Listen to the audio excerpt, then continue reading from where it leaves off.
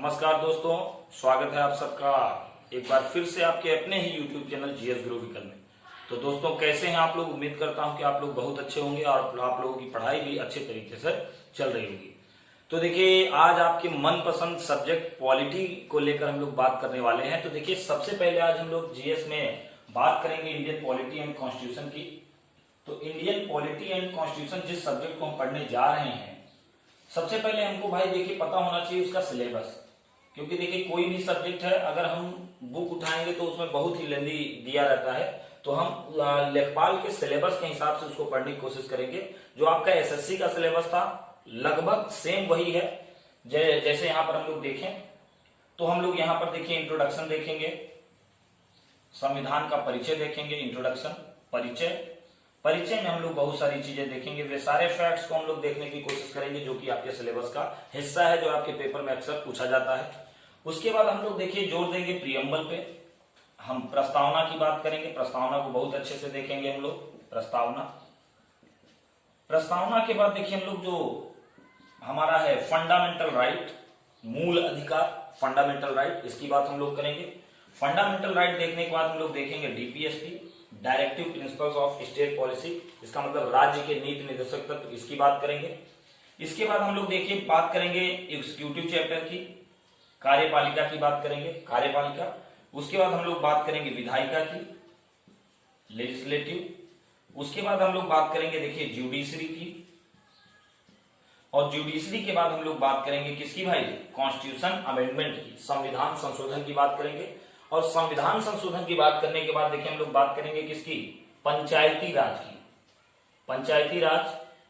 और ये राजस्व लेखपाल के पॉइंट ऑफ व्यू से, न केवल जीएस बल्कि राजस्व लेखपाल के ही पॉइंट ऑफ व्यू से बहुत ज्यादा इंपॉर्टेंट चैप्टर है। यहाँ से मिनिमम आपको 2 क्वेश्चन दिखने वाला है पंचायती राज से। और फिर उसके बाद हम लोग बात करेंगे देखिए रेगुलेटिंग एक्ट। तो यही हमारा छोटा सा प्यारा सा सिलेबस है और इसी पर हम लोग ध्यान देंगे और हम लोग इसको बड़े प्रेम से हम लोग पढ़ते चले जाएंगे और बड़ी आसानी से आपका syllabus Indian polity and constitution का खत्म हो जाएगा। ठीक है, तो देखिए हम लोग यहाँ बहुत सारी लंबी लंबी बातें नहीं करेंगे कि पॉलिटी क्या है, कॉन्स्टिट्यूशन क्या है, ये सब हम लोग को यहाँ नहीं देखना है। हमको वही चीज यहाँ पर कवर करना है। देखिए पॉलिटी जान लीजिए कि आपके जीएस का लगभग 3 से 4 क्वेश्चन आपका इंडियन पॉलिटी का रहेगा, मैक्सिमम 3 से 4 क्वेश्चन। तो हम इसी सिलेबस में से 3-4 क्वेश्चन को हम लोग पकड़ने की कोशिश करेंगे। और ये विश्वास रखिए कि जितना आपको इस सिलेबस में पढ़ाया जाएगा, आपके जितने 3 या 4 क्वेश्चन या 5 क्वेश्चन जितने भी क्वेश्चन बनेंगे, आपको हूबहू यहीं से क्लास से आपको मिल जाएंगे। तो चलिए आज की क्लास की शुरुआत हम लोग करते हैं अपने इंट्रोडक्शन से। ठीक है, तो चलिए अब हम लोग देखेंगे इंट्रोडक्शन, मतलब भारतीय संविधान का परिचय। तो देखिए हम लोग आगे बढ़ते हैं। आज हम लोग बात करेंगे कि कैसी परिस्थितियां थी, किन परिस्थितियों में भारतीय संविधान को बनाया गया, यही से हमारे टॉपिक की शुरुआत होती है। और हम बार बार आपको बताते हैं कि जैसे ही हमारी हिस्ट्री का काम खत्म होता है वैसे ही पॉलिटी का काम शुरू होता है। हम लोग यहाँ तक पढ़ते हैं कि आपका जो एंशिएंट हिस्ट्री, मिडिवल हिस्ट्री या फिर मॉडर्न हिस्ट्री जब पढ़ते हैं तो 1885 कांग्रेस की स्थापना से, और इधर हम यहाँ पर देखते हैं 1947, इधर 1947 आ जाते आते देश आजाद होता है और इधर हमारा हिस्ट्री का सिलेबस खत्म होता है और यहीं से पॉलिटी का काम शुरू होता है। तो ये देखिए, ये बात है 1946 की, 1946 की बात है, जब भारत आजाद होने वाला था। तो ब्रिटेन से एक कमेटी भेजी गई जिसका नाम है कैबिनेट मिशन। इस कैबिनेट मिशन में 3 लोग थे, पहले क्रिप्स, दूसरे अलेक्जेंडर और तीसरे लॉरेंस। इनका नाम था सर स्टैफर्ड क्रिप्स, इनका नाम था एवी अलेक्जेंडर और ये इनका नाम था पैट्रिक लॉरेंस। देखिए हमको ज्यादा डेटा इकट्ठा नहीं करना है, हमको वही चीज यहाँ पर याद रखनी जो हमारे काम की चीज है। तो यहाँ पर आप टाइटल याद रखिए, यहीं से आपको नाम पकड़ने हैं। तो कैबिनेट मिशन में 3 लोग शामिल थे, क्रिप्स, अलेक्जेंडर, लॉरेंस। ये तीनों लोग भारत आते हैं, 1946 की बात है। और भारत आते हैं तो इन्होंने रिकमेंडेशन किया, सिफारिश किया, संस्तुति किया किसकी भाई? कॉन्स्टिट्यूएंट असेंबली की, मतलब यहाँ पर संविधान सभा की। तो इन्होंने रिकमेंड किया कि भाई भारत में एक संविधान सभा बननी चाहिए और ये जो संविधान सभा बनेगी यही संविधान सभा तय करेगी कि भारत के परिप्रेक्ष्य में कौन से नियम बनने चाहिए और कौन से नहीं। अब क्वेश्चन ये था कि संविधान सभा का चुनाव कैसे हो। तो संविधान सभा का चुनाव कहा गया कि भाई विधानसभा स्तर पर चुनाव कराया जाए और यहां पर ये कहा गया कि 10 लाख की पॉपुलेशन पे एक सीट फिक्स कर दी जाए, मतलब प्रति 10 लाख व्यक्तियों पर एक सीट। इसका मतलब जहां कहीं भी 10 लाख लोग हैं, उन 10 लाख लोगों में से कोई एक व्यक्ति चुनकर संविधान सभा में आएगा, ऐसा तय कर दिया गया। चलिए भाई, यहां तक बात बनी। इसके बाद यहां पर ध्यान रखिए, बहुत इंपॉर्टेंट बात है कि 10 लाख का जो दायरा था, यहां पर यह भी बताया गया कि ये जो 10 लाख जनसंख्या पे एक व्यक्ति का चुनाव होना था, इसको भी डिवाइड किया गया था 3 भागों में। एक तो था सामान्य, एक तो था मुस्लिम और एक सिख। ध्यान से समझिएगा, इसका मतलब अगर कहीं पर 10 लाख सामान्य लोग हैं, उनमें से एक व्यक्ति का चुनाव होगा। अगर कहीं 10 लाख मुस्लिम लोग हैं तो उनमें से एक व्यक्ति का चुनाव संविधान सभा के लिए होगा, और अगर कहीं 10 लाख सिख लोग हैं तो उनमें से एक व्यक्ति का चुनाव संविधान सभा के लिए होगा। अब यहां पर ध्यान देने वाली बात यह है कि हिंदुओं का नाम कहीं नहीं है, तो यहां से भी क्वेश्चन बनता है कि निम्न में से किसके लिए संविधान सभा में सीटें आरक्षित नहीं थी? हिंदू, मुस्लिम, सिख, सामान्य। तो आंसर क्या देना है भाई? हिंदू। देखिए, ऐसा नहीं है कि हिंदुओं के लिए सीटें नहीं, लेकिन हिंदू नाम से कोई सीट नहीं है, ठीक है। सामान्य है, सामान्य मतलब मुस्लिम और सिख के अलावा जो भी भारत में बचेंगे वो सारे के सारे सामान्य में आएंगे, ठीक है। तो चलिए भाई आगे बढ़ते हैं। इस तरह से कर दिया गया, चुनाव घोषित कर दिया गया और भारत में चुनाव हुआ। 296 सीटों पर चुनाव हुआ। 296 सीट्स पर चुनाव होता है, जिसमें से याद रखिएगा सबसे बड़ी पार्टी के तौर पर उभरती है भारतीय राष्ट्रीय कांग्रेस। कांग्रेस को मिलती है 208 सीटें। मुस्लिम लीग को भी सीटें मिलती हैं, इसमें 73 सीट्स मिलती हैं मुस्लिम लीग को, और 15 सीट मिलती हैं अदर्स को। जैसे अभी भी आप देखें लोकसभा का चुनाव, अगर आपने ध्यान से देखा हो तो आप देखेंगे एक तरफ बीजेपी और उसके सहयोगी दल, एक तरफ कांग्रेस और उसके सहयोगी दल, और बाकी अदर्स में आते थे। समझ रहे हैं ना? तो ये जो छोटी छोटी पार्टियां थी जिन्होंने संविधान सभा में चुनाव लड़ा था, वो अदर्स में गिनती उनकी हुई थी। तो यहां पर देखिए 296 सीटों पर चुनाव हुआ, जिसमें से 208 सीट कांग्रेस को मिली। ये फैक्ट आपके लिए इंपॉर्टेंट है, ध्यान रखिएगा। और मुस्लिम लीग की सीट आप बिल्कुल मत याद रखिएगा, इससे कभी क्वेश्चन आपसे नहीं पूछा जा सकता। अदर्स की सीटें 15 थी, ये भी आपके लिए इंपॉर्टेंट नहीं है। इंपॉर्टेंट ये है कि इन्हीं 296 सीटों में से 15 सीटें रिजर्व की गई थी महिलाओं के लिए। बहुत इंपॉर्टेंट लाइन है, और ये 2-3 बार रिपीट किया गया है क्वेश्चन कि संविधान सभा में महिलाओं के लिए कितनी सीटें मान लीजिए कि चुनाव में इकट्ठा थी, व्यवस्थित थी, कुछ भी समझ सकते हैं। तो आंसर याद रखिएगा 15। अब यहां पर याद रखिए कि 296 सीटों पर चुनाव तो हुआ था, लेकिन अगर कभी आपसे क्वेश्चन आया कि संविधान सभा में सीटें कितनी थी, तो आंसर याद रखिएगा। क्वेश्चन आपके दिमाग में आया कि क्या केवल 296 सीटें थी, तो आंसर है नहीं। 296 सीटें ऐसी थी जिन पर चुनाव हुआ था, लेकिन जो 93 सीट्स थी, 93 सीट्स 93 सीटें जो थी, ये आरक्षित कर दी गई थी। किसके लिए भाई? देशी रियासतों के लिए, मतलब राजा रजवाड़ों के लिए। क्योंकि देखिए भाई, राजाओं का चुनाव नहीं हो सकता था, क्योंकि राजा का अगर चुनाव होता तो राजा कभी भी संविधान सभा में भाग नहीं लेता, और अगर राजा लोग संविधान सभा में भाग न लेते तो उसका दुष्परिणाम क्या होता, आप समझ रहे हैं। देखिए, राजा क्या है, एक पर्टिकुलर क्षेत्र का प्रतिनिधित्व कर रहा है, वर्षों से कर रहा है। तो उस पर्टिकुलर क्षेत्र के लिए क्या, जन सामान्य के लिए क्या नियम होना चाहिए, क्या कानून होना चाहिए, ये राजा से बेहतर कोई नहीं जानता। तो इसलिए राजाओं को भी यहाँ पर शामिल किया गया। तो यहाँ पर देखिए, कभी आपसे क्वेश्चन आए कि संविधान सभा में कुल कितनी सीटें थी, तो बस यही करना है, 296 इधर और 93 इधर, दोनों को जोड़ दीजिए और यहाँ से आपको सीटें मिल जाएंगी। क्लियर है भाई? तो एक बार फिर से हम लोग देखते हैं, यहाँ से क्वेश्चन ऐसे आ सकता है कि कैबिनेट मिशन भारत कब आया। जैसे पिछले लेखपाल का एक क्वेश्चन डायरेक्टली इस तरह से आया था, गांधी जी ने भारत छोड़ो आंदोलन कब शुरू किया। सोचिए, इतना सामान्य क्वेश्चन। तो 1942 हम लोग उसको देख लेंगे। ऐसे ही यहां से भी क्वेश्चन पूछ सकता है कि कैबिनेट मिशन भारत कब आया। हाँ, कैबिनेट मिशन में कितने लोग थे? आप जानते हैं कि एक बार ये भी क्वेश्चन पूछा जा चुका है कि साइमन कमीशन में कितने लोग थे, तो आप जानते हैं 7 लोग। ऐसे मान लीजिए कभी पूछ लिया कैबिनेट मिशन में कितने लोग थे, तो हम क्या बताएंगे भाई? 3 लोग। क्वेश्चन ऐसे भी आता है, और ये क्वेश्चन कई बार आया है कि निम्न में से कौन सा सदस्य कैबिनेट मिशन में शामिल नहीं था। तो यहाँ क्या याद रखना, यही 3 नाम याद रखिए, चौथा जो भी नाम होगा वही आपको आंसर लगा देना है, ठीक है। अच्छा, एक चीज यहाँ ध्यान देने वाली बात क्या है, इन्होंने सिफारिश किसकी की? तो इन्होंने सिफारिश की संविधान सभा की। अब संविधान सभा का चुनाव किस स्तर पे हुआ था, ये इंपॉर्टेंट है, ये यूपीएससी का क्वेश्चन हुआ है, एक बार याद रखिएगा, विधानसभा। क्लियर है? तो इतनी मोटी मोटी बातें हमने यहाँ पर सीखी। ये भी मैंने आपको बताया कि ये जो सीटों का चुनाव था वो कैसा था, तो याद रखिएगा 10 लाख की जनसंख्या पे एक सीटों का निर्धारण होना था, और यहाँ पर सामान्य मुस्लिम और सिख के लिए चुनाव होना था। फिर उसके बाद हम लोगों ने देखा 296 सीटें, जिसमें कांग्रेस को 208 सीटें मिली, और फिर मैंने देखा कि 93 सीटें देशी रियासतों के लिए आरक्षित थी। इसी में हमने इंपॉर्टेंट बात ये देखी कि 15 सीटों महिलाओं को भी 15 सीटें यहाँ पर मिली थी, तो ये बात भी हमारे लिए इंपॉर्टेंट है। ठीक है, तो चलिए अब हम इसके आगे देखते हैं। चलिए भाई, ये देखिए 9 दिसंबर 1946 जब संविधान सभा के सभी सदस्यों का चुनाव हो गया और कहा गया कि भाई जितने भी लोग निर्वाचित हैं वो लोग आए संविधान सभा में, आप बैठें, डिस्कस करें, डिस्कस करने के बाद जो भी नियम बनेगा वो जन सामान्य पूरे भारतवर्ष का नियम कहलाएगा और यही हमारा संविधान होगा। अब यहां से देखिए, ये जो आपको यहां दिख रहा होगा व्हाइट बोर्ड पे कि 9 दिसंबर 1946, ये जो 9 दिसंबर 1946 है, ये पहली ऐसी तारीख है जिस दिन संविधान सभा की बैठक हुई। तो यहां से बहुत इंपॉर्टेंट बात है कि 9 दिसंबर 1946 को संविधान सभा की प्रथम बैठक आयोजित कराई गई। क्वेश्चन पूछा गया है, समझ पाए आप? क्वेश्चन ये पूछा गया है कि संविधान सभा की पहली बैठक कब आयोजित की गई, तो आंसर याद रखिएगा 9 दिसंबर 1946। ठीक है, अब इस संविधान सभा में क्या हुआ, आते ही संविधान सभा के सबसे वरिष्ठ व्यक्ति जो थे, सबसे बुजुर्ग आदमी, उनका नाम आप लोग सब जानते हैं, उनका क्या नाम था भाई? डॉक्टर सच्चिदानंद सिन्हा। तो डॉक्टर सच्चिदानंद सिन्हा साहब को क्या बना दिया गया? अध्यक्ष बना दिया गया। तो ये अध्यक्ष बना दिए गए। तो संविधान सभा का प्रथम अध्यक्ष किसे बनाया गया? आंसर क्या है भाई? डॉक्टर सच्चिदानंद सिन्हा। ठीक है, लेकिन यहां पर देखिए मुस्लिम लीग, क्योंकि देखिए चुनाव तो कांग्रेस और मुस्लिम लीग दोनों जीते थे, तो जब मुस्लिम लीग की भी जिम्मेदारी थी कि भाई मिलकर संविधान को बनाया जाए, लेकिन आप जानते हैं कि मुस्लिम लीग के दिमाग में कुछ और ही चल रहा था।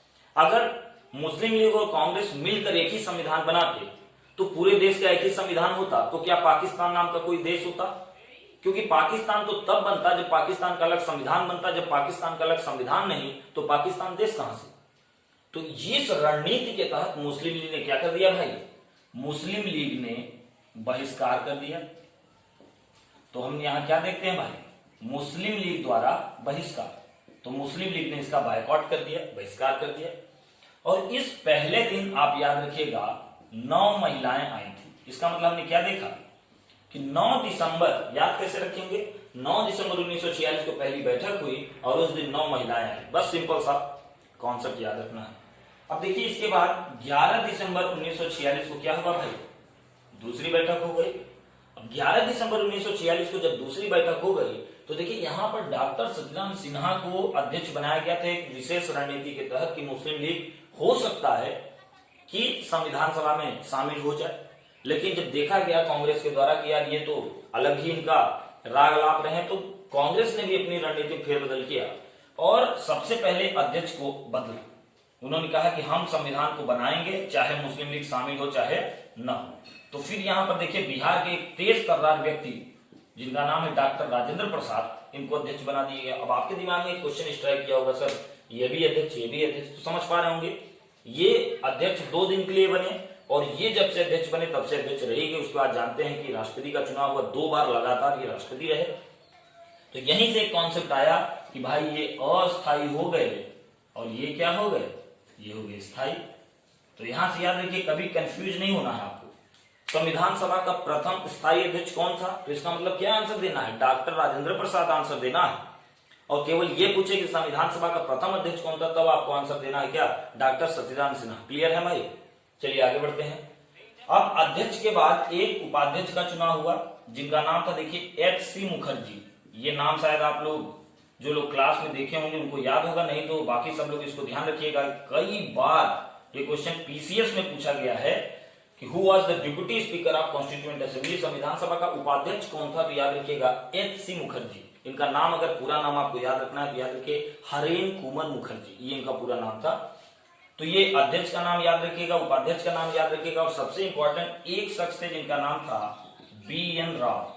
ध्यान रखिए, आप में से बहुत सारे लोग कंफ्यूज होते हैं सर भीमराव ऐसा करके है क्या? तो मैं कहूंगा बिल्कुल नहीं। भीमराव अंबेडकर अलग है, बी.एन. राव अलग है। इनका नाम है बेनेगल नरसिंह राव। बेनेगल नरसिंह राव ये थे क्या? ये संवैधानिक सलाहकार थे। और ये क्वेश्चन आप लोग जानते होंगे, बहुत पॉपुलर क्वेश्चन है, बहुत बार पूछा गया है कि संविधान सभा का संवैधानिक सलाहकार कौन था? Who was the constituent adviser of constituent assembly, that was the B N. Rao. Clear है भाई? इतनी बातें आपको 11 दिसंबर 1946 के परिप्रेक्ष्य में याद रखनी है। ठीक है, आगे बढ़े हम लोग। चलिए भाई, अब हम लोग आगे देखते हैं 13 दिसंबर 1946।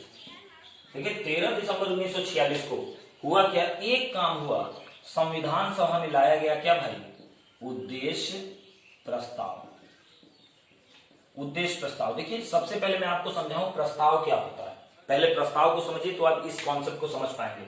जैसे देखिए हमारी संसद है, संसद आप लोग समझते होंगे, लोकसभा, राज्यसभा, ठीक है, राष्ट्रपति, इनको मिलाकर संसद बनती है। तो देखिए मान लीजिए कोई नियम बनाना है, तो कोई नियम बनाना है तो राज्यसभा के दिमाग में कोई बात आई कि यार ये नियम हमको बनाना है, तो राज्यसभा उस प्रस्ताव को लेकर आएगा, उस सत्ताधारी दल के या विपक्षी दल के जो सांसद या विधायक होंगे उस चीज को लाएंगे, उसी को प्रस्ताव कहा जाएगा। अब ये प्रस्ताव होगा और ये जब दोनों हाउस से पास हो जाएगा और राष्ट्रपति जब इस पर मुहर लगा देंगे, यही बन जाता है अधिनियम। समझ पा रहे हैं आप लोग। तो उद्देश्य प्रस्ताव का मतलब ये था कि संविधान सभा में जिस चीज का प्रपोजल लाना था उसी को प्रस्ताव कहा गया। तो 13 दिसंबर 1946 को उद्देश्य प्रस्ताव संविधान सभा में लाया गया। ये एज इट इज सीधे सीधे क्वेश्चन पूछा गया था कि संविधान सभा में उद्देश्य प्रस्ताव कब लाया गया। तो आंसर आप समझ पा रहे हैं, 13 दिसंबर 1946। उद्देश्य प्रस्ताव को कौन लाया, तो याद रखिएगा पंडित जवाहरलाल नेहरू, जो हमारे भारत के पहले प्रधानमंत्री बने। तो पंडित जवाहरलाल नेहरू उद्देश्य प्रस्ताव लेकर आए। अब आपके दिमाग में एक और क्वेश्चन स्ट्राइक करेगा कि सर उद्देश्य प्रस्ताव में था क्या, तो आगे हम लोग डिस्कस करने वाले हैं कि उद्देश्य प्रस्ताव में क्या था। जब मैं आगे आपको पढ़ाऊंगा प्रस्तावना, तो वहां पर आपको वर्ड टू वर्ड समझ में आएगा उद्देश्य प्रस्ताव में क्या क्या था। उद्देश्य प्रस्ताव मोटे मोटे तौर पर आप समझिए कि नेहरू के साथ पूरी की पूरी संविधान सभा संविधान के जरिए कैसा भारत बनाना चाहती थी, ये जितनी सारी बातें उस प्रपोजल में निहित थी उसी को कहा गया उद्देश्य प्रस्ताव। जैसे हम मान लीजिए कोई काम करते हैं, हम यहाँ पर पढ़ा रहे हैं, आप बैठ के नोट्स बनाते हुए पढ़ रहे हैं, सबका एक एक उद्देश्य निहित है। आपके दिमाग में उद्देश्य क्लियर है कि भाई इस बार हमको राजस्व लेखपाल बहुत ताबड़तोड़ तरीके से निकालना है और सबके दिमाग में होना चाहिए। और मैं आपको विश्वास दिलाता हूं कि आप लोग लगातार लगे रहिए, केवल यहीं पर फोकस किए रहिए, जितनी चीज बताई जा रही है आप बस उसको पढ़ते जाइए। विश्वास करिए कि आप मतलब कि मैं क्या कहूं, लेखपाल का निकलना तो एकदम तय, आपका पेपर तो क्लियर होगा ही होगा। तो हर चीज के पीछे कोई ना कोई उद्देश्य क्लियर होता है। तो पंडित जवाहरलाल नेहरू के साथ साथ जो संविधान सभा थी उनके दिमाग में जो विजन क्लियर हुआ था उसी को कहा गया उद्देश्य प्रस्ताव। इस पर बहस हुई भाई, कुछ लोग कहेंगे ये होना चाहिए, जैसे आप देखते हैं कि हम जो पढ़ते हैं समाजवादी, पंथ निरपेक्ष, लोकतंत्रात्मक, इस तरह से पूरी लाइन हम लोग देखेंगे। तो वहां पर उस प्रपोजल में क्या होना चाहिए क्या नहीं होना चाहिए, इस पर बड़ा लंबा डिस्कशन चला। और डिस्कशन के बाद याद रखिएगा 22 जनवरी 1947, सोचिए लगभग 40 दिन बात विमर्श हुआ, हाँ बहस हुई इस पे कि क्या उद्देश्य प्रस्ताव में होना चाहिए क्या नहीं होना चाहिए। तब जाके 22 जनवरी 1947 को ये उद्देश्य प्रस्ताव क्या किया गया है, स्वीकार कर लिया गया। तो ये भी क्वेश्चन आपके लिए इंपॉर्टेंट है कि उद्देश्य प्रस्ताव कब लाया गया, उद्देश्य प्रस्ताव कौन लाया, उद्देश्य प्रस्ताव कब स्वीकार किया गया। क्लियर है। चलिए कुछ देखिए, हम यहाँ पर आपको डेट का बड़ा इंपॉर्टेंस बता रहे हैं। याद रखिए जैसे आपको डेट का इंपॉर्टेंस बताया जा रहा है, महत्व बताया जा रहा है, आपको हूबहू ऐसे पढ़ना भी। डेट पे जोर दीजिए क्योंकि पॉलिटिकल फैक्ट बहुत पूछता है। ठीक है, देखिए एक चीज और है कि 24 जनवरी 1950, तो जो बैठक मैंने आपको बताया क्या भाई, 9 दिसंबर 1946 से बैठक शुरू होती है उधर संविधान सभा की, मैंने अभी आपको बताया। और इधर देखिए 24 जनवरी 1950 यहां तक संविधान सभा की बैठक आपको नजर आएगी। तो यहां से आपने क्या देखा, ये अंतिम बैठक थी। ये याद रखिएगा, ये पीसीएस 2018 प्रीलिम्स का क्वेश्चन है। ये मैं बता दूं आपको कि what was the last sitting of constituent assembly, संविधान सभा की अंतिम बैठक कौन थी, तो याद रखिएगा 24 जनवरी 1950। और इस 24 जनवरी 1950 को यहां भी आपको क्या दिखेगा, यहां सबसे पहले आप देखेंगे क्या, डॉक्टर राजेंद्र प्रसाद साहब, जो हमारे संविधान सभा के क्या थे, अध्यक्ष थे, ये बना दिए गए सीधे सीधे क्या, भारत के पहले राष्ट्रपति। हालांकि ये यहां पर देखिए अंतरिम थे, लेकिन हाँ राष्ट्रपति बना दिए, क्योंकि आप जानते हैं इनका चुनाव जाके 51-52 वाले चुनाव में इनका राष्ट्रपति के पद पर चुनाव हुआ, लेकिन अंतरिम राष्ट्रपति बना दिए जाते हैं। इसके बाद याद रखिएगा जनगण मन, आप जानते हैं, यहां से मेरा आपसे क्वेश्चन है भाई, आपको बताना है कांग्रेस के कौन से अधिवेशन में पहली बार या कांग्रेस के द्वारा पहली बार या कांग्रेस के किसी भी सदस्य के द्वारा पहली बार जन गण मन कब गाया गया था? अगर आप लोग जानते होंगे, हालांकि अभी आपको पढ़ाया नहीं गया यहाँ पर, लेकिन अगर आप लोग जानते होंगे तो कमेंट बॉक्स में आप रिप्लाई करेंगे। तो जन गण मन जो गाया गया था महारानी मेरी और जॉर्ज पंचम के स्वागत में, मैंने आपको इतना हिंट दे दिया, तो वो 1911 की बात है। ज्यादा अच्छा मैंने बता ही दिया, चलिए कोई बात, दूसरा क्वेश्चन पूछूंगा। तो 1911 में वो जो गाया गया था रविन्द्रनाथ टैगोर के द्वारा, तब से लेकर अभी तक ये हमारा राष्ट्रगान नहीं था। याद रखिएगा, ये हमारा राष्ट्रगान कब बना? 24 जनवरी 1950 को हमारा राष्ट्रगान बनाया जाता है। और याद रखिएगा, ये क्वेश्चन तो आपसे पूछूंगा और ये तो आपको बताना है वंदे मातरम, यहां जाके हमारा राष्ट्रगीत बना।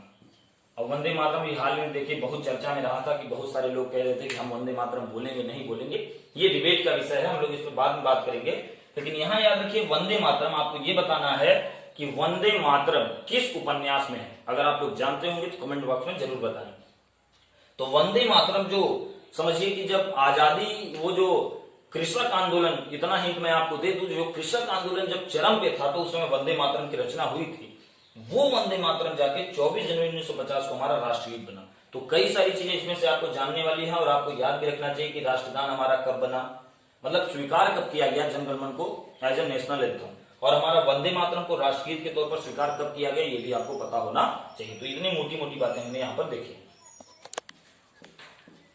देखिए 22 जुलाई 1947, यहाँ पर एक डेट और याद रखिएगा, 22 जुलाई 1947 को हमने तिरंगे को हमने क्या किया भाई? राष्ट्रीय ध्वज के रूप में एक्सेप्ट किया।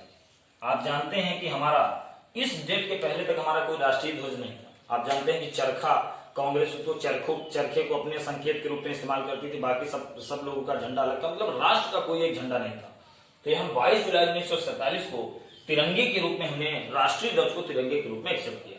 तो इतनी मोटी मोटी बातें आज हम लोगों ने देखी, केवल फैक्ट को हमने देखा है। अभी इस इंट्रोडक्शन वाली क्लास में बहुत सारी चीजें हम लोग डिस्कस करेंगे और आगे, जैसे हम लोग अभी भाग देखेंगे, अनुसूचियां देखेंगे। देखिए भाग और अनुसूचियां ऐसा एक टॉपिक है जो किसी भी पेपर में आपके मतलब दौड़ते हुए क्वेश्चन आते हैं। अभी देखिए हाल ही में बिहार दरोगा का पेपर हुआ था, जब मैं बिहार क्लास लेने गया तो बहुत सारे बच्चों ने बताया कि सब शेड्यूल से 2-2 क्वेश्चन आते। अभी अगर आप देखें वीडियो का पेपर, उसमें भी शेड्यूल से 2 क्वेश्चन थे, तो मतलब अनुसूची, तो अनुसूची से ही क्वेश्चन डायरेक्ट आ जा रहे हैं, 2-2 क्वेश्चन आ जा रहे हैं, भाग से क्वेश्चन आ रहे हैं। तो इसकी बात हम लोग आगे देखेंगे। इसको जितने भी चीजें आपको बता रहे हैं उसको अच्छे से मन लगा के पढ़ते रहिए, तैयारी करते रहिए। कहीं कोई दिक्कत है आप वहीं कमेंट बॉक्स में अपना क्वेश्चन जरूर पूछ सकते हैं, या पर्सनली भी आप पूछ सकते हैं, ठीक है। तो आप लोग लगातार पढ़ते रहें, अच्छे से रहें, और इस बीच अपने स्वास्थ्य का भी ध्यान रखें, घर पे रहें, सुरक्षित रहें, ठीक है। वीडियो देखने के लिए आप सबका बहुत बहुत धन्यवाद।